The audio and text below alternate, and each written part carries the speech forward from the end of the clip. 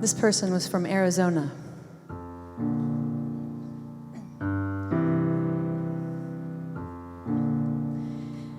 I grew up in Texas, you know it's hot and it's humid, and it's a pretty conservative place. We were a solid Republican family. Mom's an evangelical Christian, Dad's Ukrainian Catholic. So like, we were forced to go to church for 4 hours every Sunday, and Dad would lay in the backyard and sunbathe. When I came out, my father was very supportive, but my mother was not, and it took a long time. But you know, I still love my mother, and I've come to kind of feel compassion for the ways she believes, but it's been a long process. But you know, it could have been worse. But it definitely wasn't easy. It's a really long, difficult process.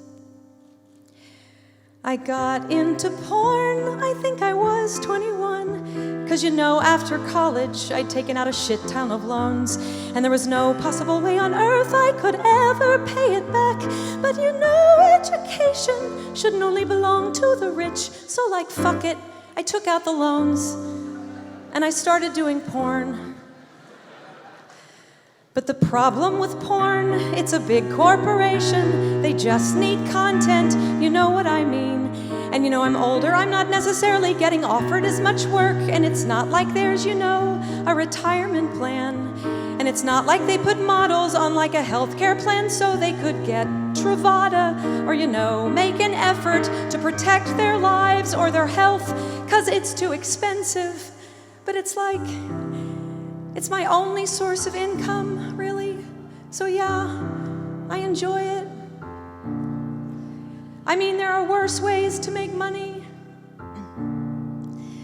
So my project to film sex in every state in America, well, the inspiration partly was practical. I'd been evicted out of my apartment that I lived in for 10 years, and I had all this stuff and really no money. So I gave away every single thing that I owned, like shoes, socks, glasses, everything gone. So the project was a way to have fun, see the country, but also try to provide content to allow people to participate in this process with me. And you know, I love road trips and travel. And I'm homeless, so why not make the best of it? You know, the easiest states to find people to have sex with were red states, you know? Like Kentucky, Oklahoma. I'd call myself far left, maybe anarcho-socialist. I think that America's in really bad shape, and it's getting to a point where it's no longer sustainable. I mean, like, what kind of world are we creating here? What kind of country are we creating? And God, the infrastructure is falling apart, and people are hurting. 'Cause like, the Democratic Party's not good for people, and the Republican Party's the same. And when you have politics driven by outright corruption for decades, it catches up to you. And what I worry about is the next 30 years. Global warming's gonna devastate the planet. It's gonna be incredibly difficult to maintain order, to maintain the kind of government we maintained in the past. And of course, as someone on the left, I would like to see the best possible version of these politics realized before it's too late. I mean, just to frame everything, you have to remember what happened with Bernie Sanders.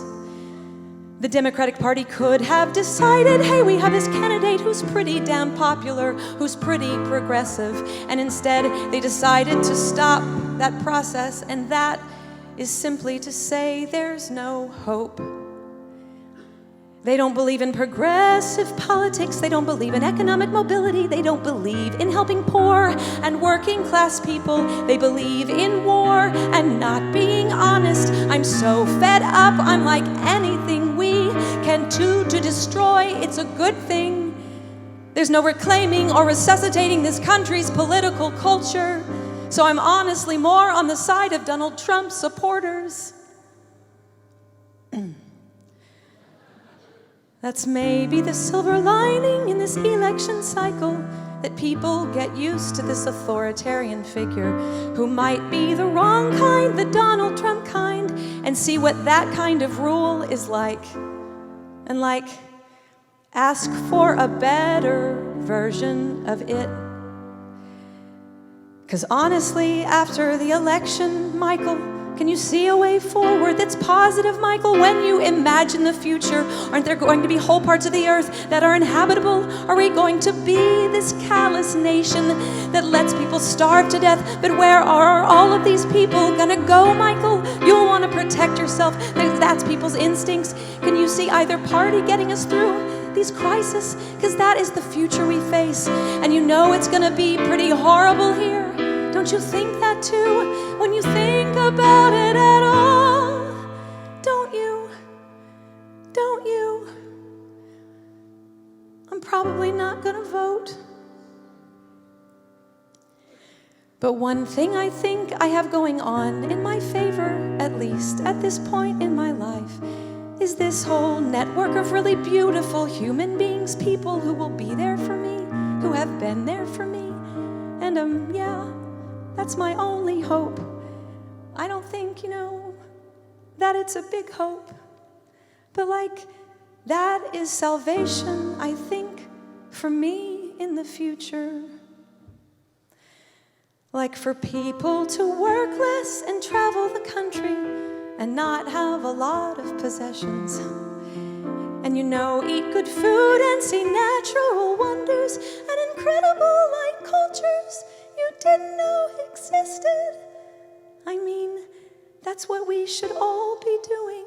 And so I think part of it is just to live out that fantasy and make it real for myself and make it real for anyone else who wants to tag along.